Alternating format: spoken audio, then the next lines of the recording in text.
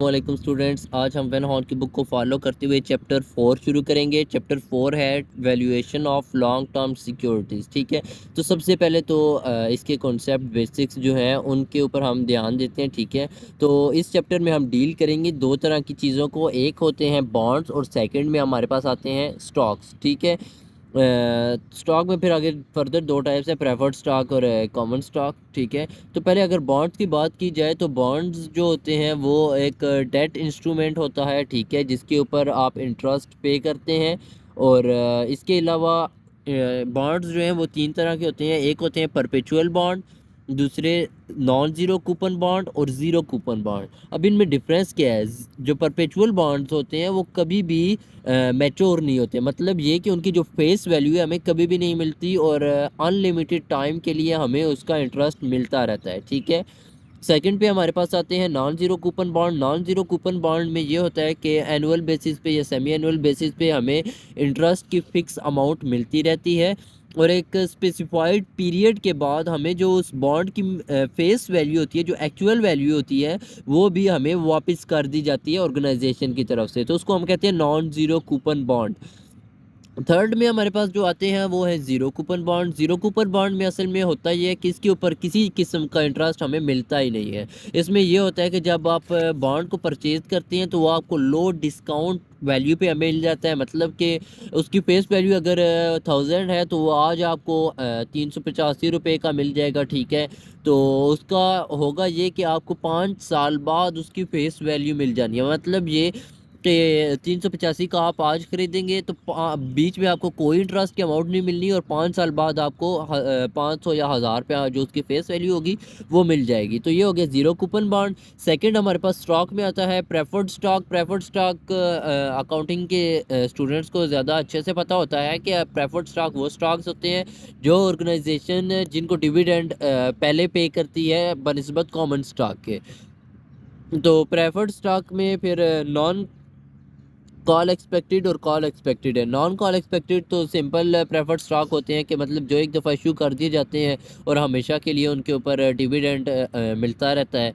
तो इसकी value find करने का यहाँ पे फार्मूला लिखा हुआ है DP डिवाइडेड बाई KP। ये जब क्वेश्चंस आएंगे तो उनमें मैं ये आपको बता दूंगा कि ये चीज़ें क्या हैं। तो फिलहाल बेसिक कॉन्सेप्ट पे रहते हैं। तो कॉल एक्सपेक्टेड एट एन, इसका मतलब ये है कि आपको हर साल डिविडेंड भी मिलेगा और एक स्पेसिफाइड पीरियड के बाद आप से वो जो प्रेफर्ड स्टॉक है वो वापस ले लिए जाएंगे और उसकी जो फेस वैल्यू है, जो एक्चुअल वैल्यू, वो आपको वापस कर दी जाएगी, same non zero coupon bond की तरह। थर्ड में हमारे पास कॉमन स्टॉक आता है। तो कॉमन स्टॉक एक कॉमन शेयर्स होते हैं। जब भी कंपनी को कैपिटल की ज़रूरत होती है तो शेयर्स इशू कर देती है, उसको हम कॉमन स्टॉक कहते हैं। ठीक है, तो उसमें आप ये वाला फार्मूला यूज़ करते हैं। तो हम अब सेल्फ करेक्शन 1 की तरफ चलते हैं। तो सेल्फ करेक्शन की तरफ चलने से पहले आपसे गुजारिश है कि वीडियो को लाइक और चैनल को सब्सक्राइब लाजमी करते हैं ताकि आपको हमारा सारा कंटेंट मुहैया हो सके।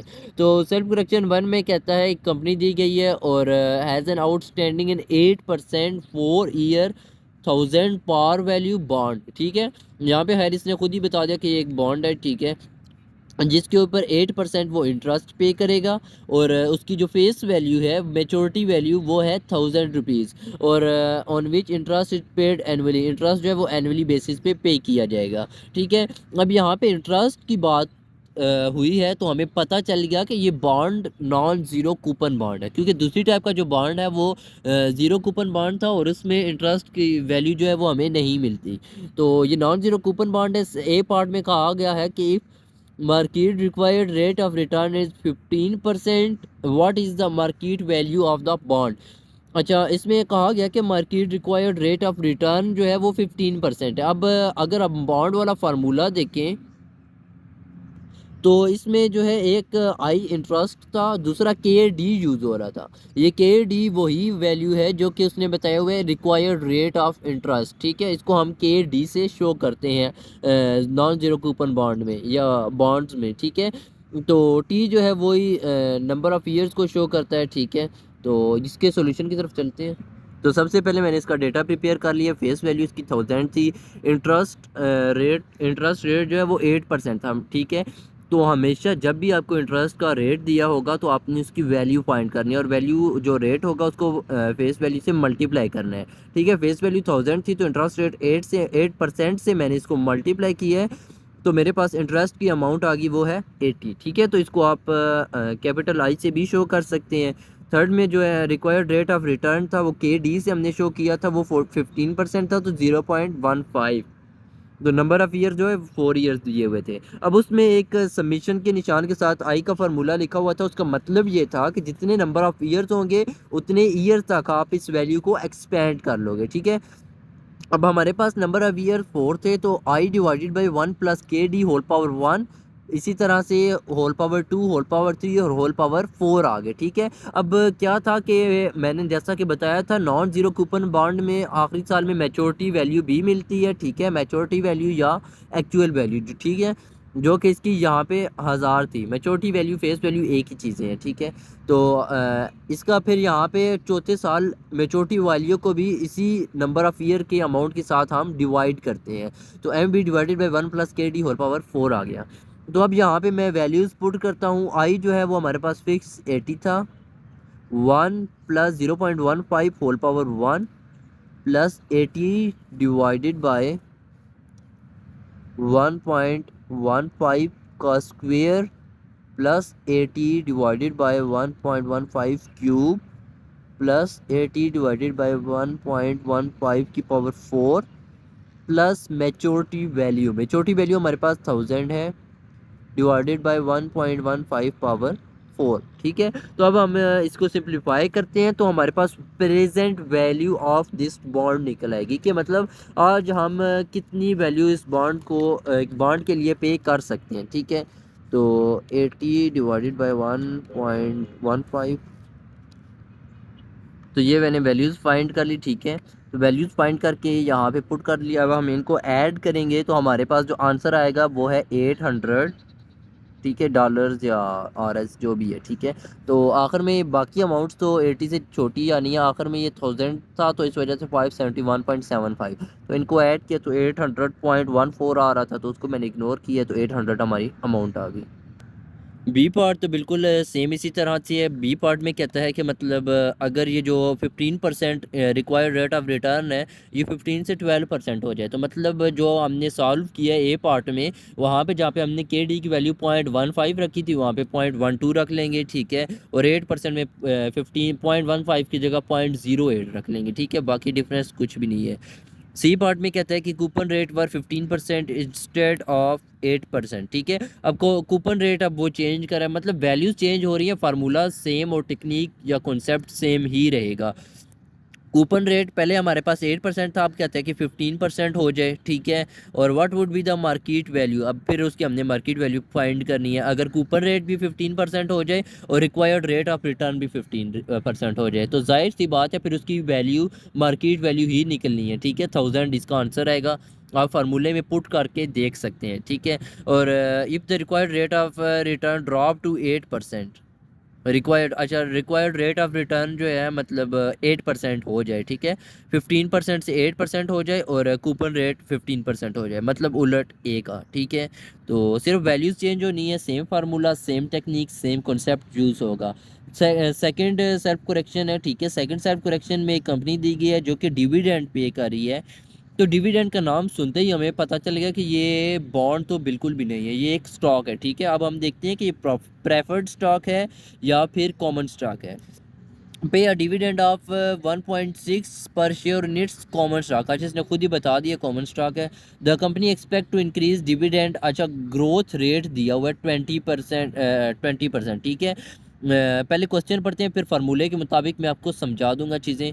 ठीक है, कहते हैं कि increase dividend at 20% rate for first 4 year, फिर उसके बाद ग्रोथ रेट दोबारा चेंज हुआ, फिर वो 13% से ग्रोथ हुई है उसकी, और उसके बाद डिविडेंड 7% से हमेशा के लिए बढ़ा है।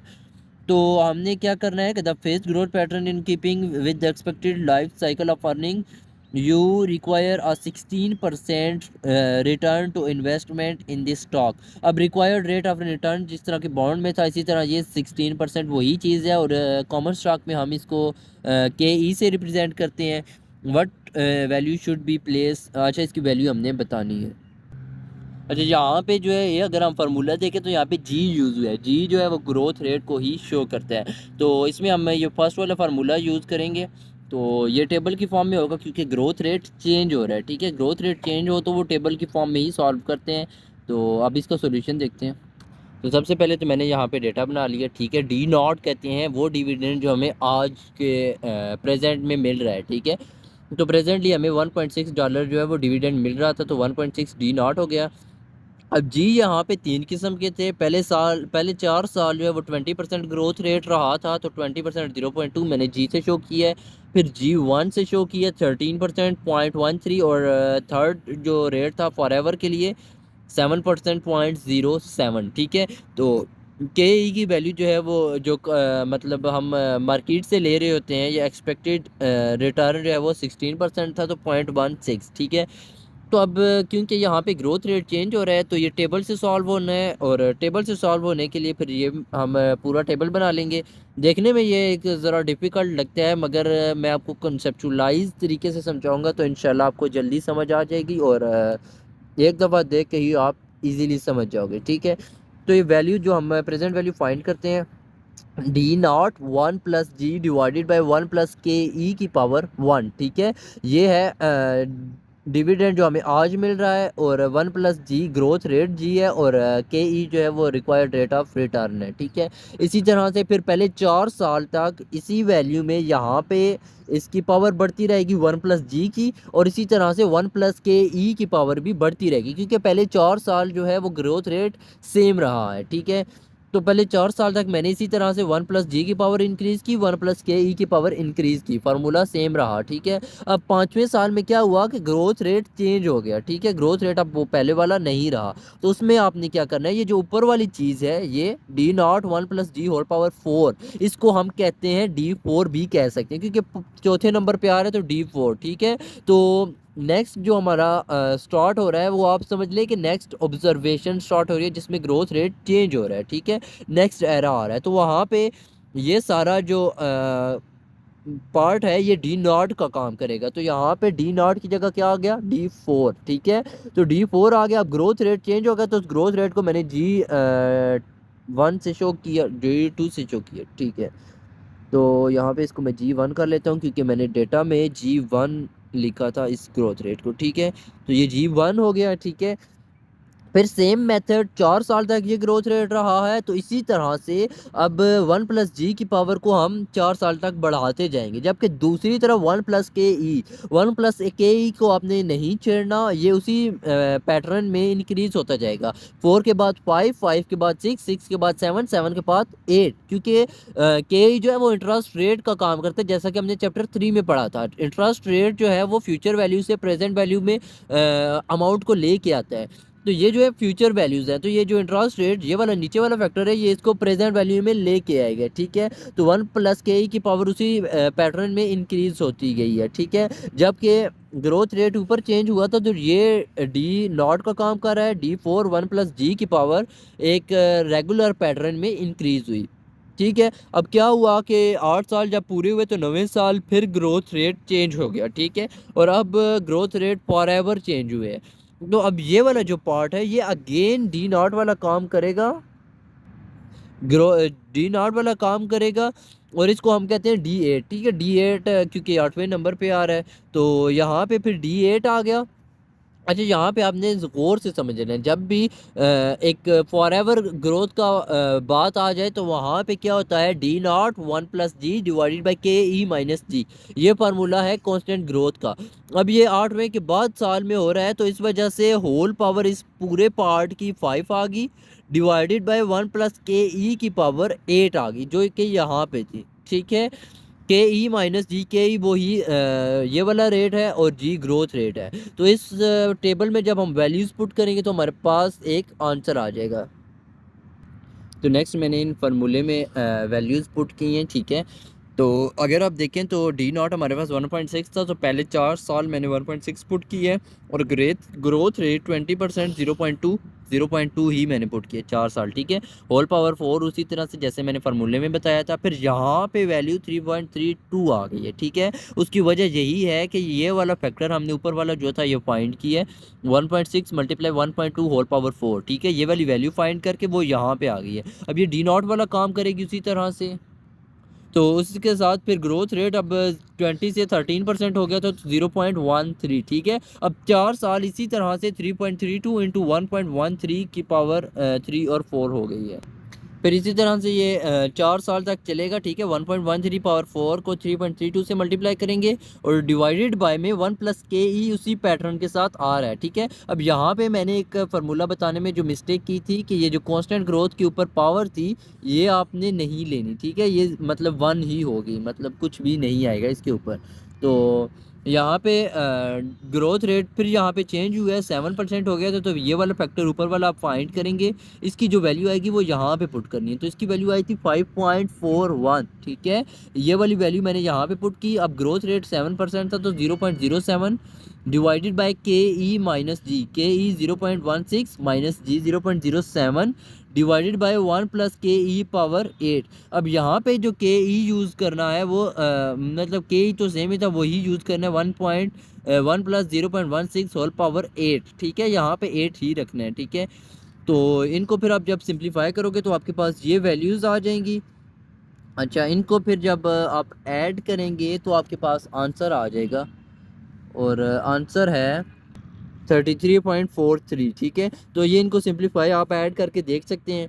अच्छा, बुक में अगर देखें तो वहाँ पे 33.47 दिया हुआ है, तो ये राउंड ऑफ की वजह से होता है। यहाँ पे मैंने काफ़ी राउंड ऑफ किया है, ठीक है। तो उसकी वजह से 0.04 का डिफरेंस को इतना मतलब ज़्यादा नहीं है। तो ये आपकी सेल्फ करेक्शन नंबर 2 होगी। उम्मीद है आपको समझ आ गई होगी। और एक दफ़ा अगर फार्मूला दिखा दूँ तो फार्मूले में मैं करेक्शन कर लेता हूँ। करेक्शन ये करनी है कि यहाँ के ऊपर पावर कोई नहीं आएगी, ठीक है। बाकी सेम यही यूज़ हुआ है और इससे आंसर हमारे पास एग्जैक्ट आ गया है। तो सेल्फ करेक्शन 2 तक हम ख़त्म करते हैं। और वीडियो को लाइक करना और चैनल को सब्सक्राइब करना मत भूलिएगा। अल्लाह हाफिज़।